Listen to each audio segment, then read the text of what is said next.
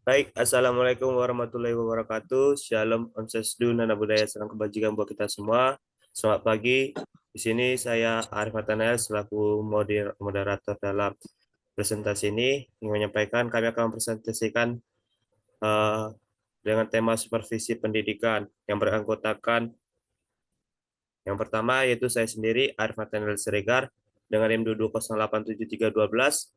Yang kedua Dedek Gusniarti dengan 220877295 dan saudari Putri Tania dengan NIM 22129075. Baik, kepada saudara Dedek Gusniarti dipersilakan.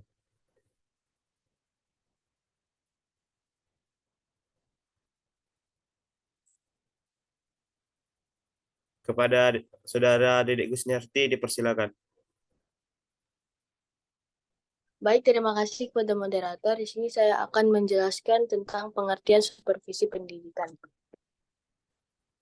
Menurut Manulang 2005 menyatakan bahwa supervisi merupakan suatu proses yang diterapkan terhadap suatu pekerjaan yang telah dilaksanakan, bahkan menilai dan mengkoreksi pekerjaan tersebut agar sesuai dengan apa yang telah ditetapkan sejak awal.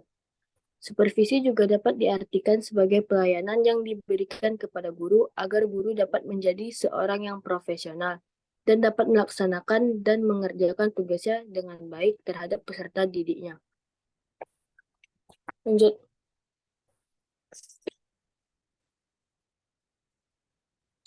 Materi selanjutnya yaitu ada tujuan supervisi pendidikan. Yang pertama yaitu meningkatkan kualitas pembelajaran. Tujuan dari supervisi pendidikan yang ini yaitu meningkatkan kualitas pembelajaran di institusi pendidikan untuk mencakup pengembangan strategi pengajaran yang inovatif. Selanjutnya yaitu ada pengembangan profesional guru. Supervisi ini bertujuan untuk memberikan dukungan dan bimbingan kepada guru dalam pengembangan keterampilan profesional mereka. Selanjutnya yaitu peningkatan kinerja institusi pendidikan. Supervisi ini bertujuan untuk meningkatkan kinerja keseluruhan institusi pendidikan, termasuk manajemen sekolah, pelaksanaan kebijakan, dan interaksi antar anggota komunitas pendidikan. Selanjutnya yaitu ada mengukur dan mengevaluasi kinerja. Supervisi ini membantu dalam mengevaluasi kinerja guru dan sistem pendidikan secara keseluruhan. Lanjut.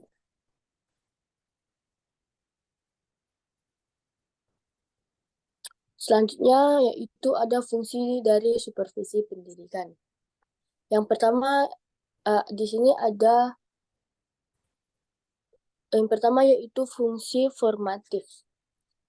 Formatif ini berfungsi untuk mencakup pemberian umpan balik konstruktif kepada pendidik untuk meningkatkan kualitas pengajaran mereka secara langsung.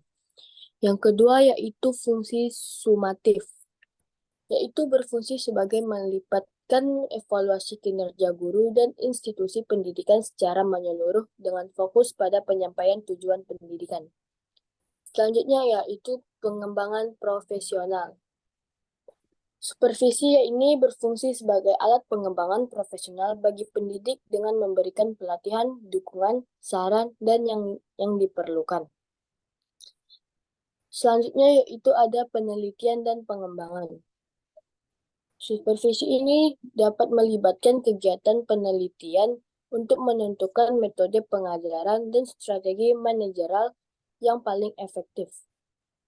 Selanjutnya yaitu pemantauan kepatuhan. Dalam fungsi ini, supervisi memastikan bahwa kebijakan dan prosedur pendidikan diikuti dan diterapkan dengan benar. Selanjutnya yaitu fungsi penelitian. Fungsi ini yaitu membantu mencari jalan keluar dari permasalahan yang berhubungan yang sedang dihadapi.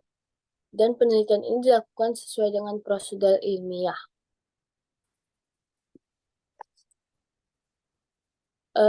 Selanjutnya yaitu ada fungsi pelatihan.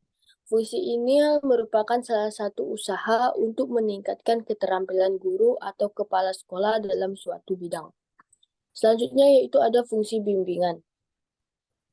Fungsi ini dapat diartikan sebagai usaha untuk mendorong guru baik secara perorangan maupun kelompok agar mereka mau melakukan berbagai perbaikan dalam menjalankan tugasnya. Yang terakhir yaitu ada fungsi penilaian. Fungsi ini untuk mengukur tingkat kemajuan yang diinginkan seberapa besar telah dicapai dalam penilaian yang dilakukan dengan berbagai cara seperti tes, penetapan standar, penilaian kemajuan belajar siswa, melihat perkembangan hasil penilaian sekolah, serta prosedur lainnya. Baik, Udah. terima kasih kepada Saudara Dedek.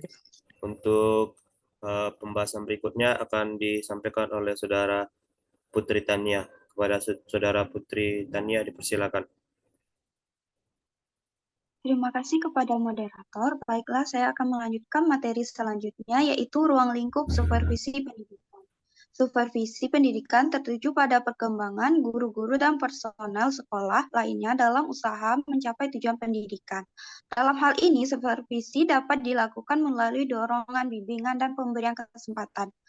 Adapun ruang lingkup dari supervisi pendidikan meliputi supervisi bidang kurikulum, supervisi bidang kesiswaan, supervisi bidang kepegawaian, supervisi bidang sarana dan prasarana, supervisi bidang keuangan, supervisi bidang humas, supervisi bidang ketatausahaan. Ruang lingkup supervisi dalam tujuan bidang ini mengharuskan supervisor mempelajari semua bidang ini tanpa terkecuali. Selanjutnya yaitu prinsip-prinsip supervisi pendidikan. Yang pertama yaitu berorientasi pada tujuan. Supervisi pendidikan harus berorientasi pada tujuan pendidikan.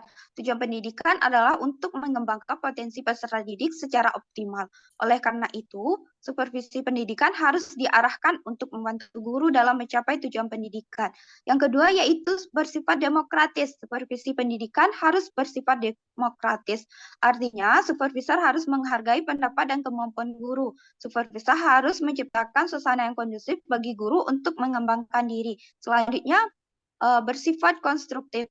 Supervisi pendidikan harus bersifat konstruktif. Artinya supervisi pendidikan harus bertujuan untuk memperbaiki dan meningkatkan mutu pembelajaran. Selanjutnya yaitu bersifat ilmiah. Supervisi pendidikan harus bersifat ilmiah. Artinya supervisi pendidikan harus didasarkan pada data dan fakta yang akurat. Selanjutnya yaitu bersifat kooperatif. Supervisi pendidikan harus bersifat kooperatif, artinya supervisor harus bekerja sama dengan guru dalam melaksanakan supervisi. Selanjutnya, bersifat kontinu. Supervisi pendidikan harus bersifat kontinu, artinya supervisi pendidikan dilakukan secara terus-menerus dan berkesinambungan. Selanjutnya yaitu peranan supervisi pendidikan. Yang pertama yaitu meningkatkan kualitas pengajaran. Supervisi pendidikan membantu meningkatkan kualitas pengajaran dengan memberikan umpan balik konstruktif kepada pendidik melalui pengamatan, evaluasi, dan pembimbingan. Supervisi membantu guru mengidentifikasi kekuatan dan area perbaikan dalam metode pembelajaran mereka. Yang kedua yaitu pengembangan profesi guru. Salah satu peranan utama supervisi pendidikan adalah menyediakan dukungan dan peluang pengembangan profesional bagi para pendidik.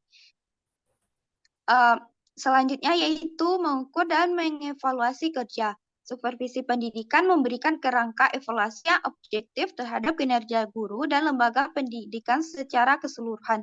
Selanjutnya yaitu memastikan kepatuhan terhadap kebijakan pendidikan. Dalam fungsi manajerial, supervisi pendidikan memastikan bahwa kebijakan dan prosedur pendidikan diikuti dan diterapkan dengan benar.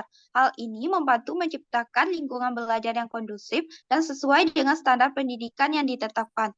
Selanjutnya yaitu pemantauan implementasi kurikulum. Supervisi pendidikan memastikan bahwa kurikulum yang dijalankan sesuai dengan standar pendidikan dan mencakup perkembangan terbaru dalam bidang pendidikan. Selanjutnya yaitu fasilitasi inovasi pendidikan. Supervisi dapat menjadi katalisator untuk inovasi dalam pendidikan dengan memberikan dorongan kepada peserta didik. Selanjutnya yaitu mendorong budaya pembelajaran yang berkelanjutan. Supervisi pendidikan tidak hanya terfokus pada evaluasi, tapi juga mendorong budaya pembelajaran yang berkelanjutan di antara staf pendidik. Selanjutnya yaitu pengelolaan sumber daya manusia. Dalam konteks manajerial, supervisi pendidikan membantu dalam pengelolaan sumber daya manusia, termasuk pengaturan penempatan guru, pelatihan staf, dan pengelolaan konflik di antara anggota staf. Baik, sekian saya kembalikan kepada moderator. Baik, terima kasih kepada Saudari Putri Tania. Pembahasan berikutnya akan saya sampaikan. Baik, di dalam supervisi terdapat menjadi dua, supervisi pendidikan terbagi menjadi dua, yaitu supervisi manajerial, dan supervisi akademik.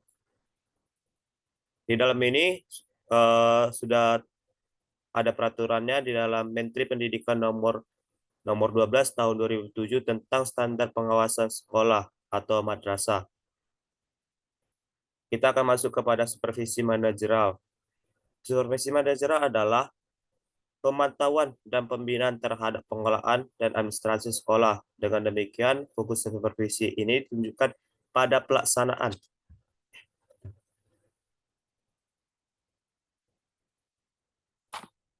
Bentar teman-teman, ini kok nggak ada. Pada pelaksanaan bidang garapan manajemen sekolah yang antara lain meliputi yang pertama itu ada manajemen kurikulum dan pembelajaran, yang kedua kesiswaan, yang ketiga sarana dan prasarana, keempat ketenagaan, yang kelima keuangan, keenam hubungan sekolah dengan masyarakat, dan ketujuh layanan khusus. Dalam supervisi manajerial ini adanya dilakukan di muka telah dijelaskan. Kemudian itu supervisi akademik.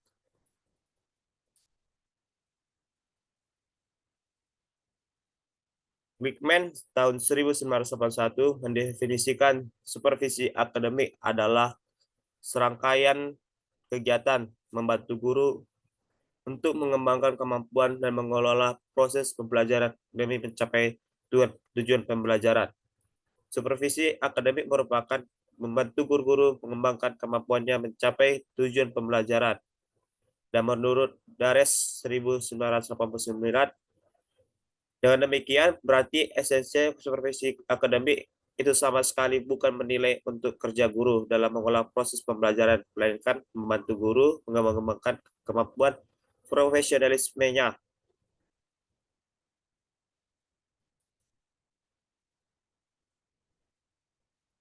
Meskipun demikian, supervisi tidak bisa terlepas dari penilaian unjuk kerja guru dengan mengelola pembelajaran.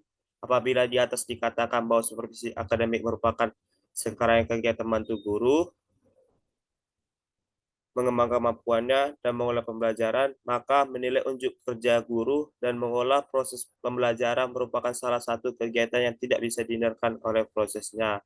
Menurut Sergei Yovanovitch 1987, penilaian unjuk kerja guru dalam mengolah proses pembelajaran sebagaimana suatu proses pembelajaran estimasinya kualitas untuk kerja guru dalam mengolah proses pembelajaran merupakan bagian integral dari serangkaian kegiatan supervisi akademik. Baiklah, segitulah presentasi dari kami. Ada bila kurangnya kami minta maaf. Sekian dan terima kasih. Assalamualaikum warahmatullahi wabarakatuh.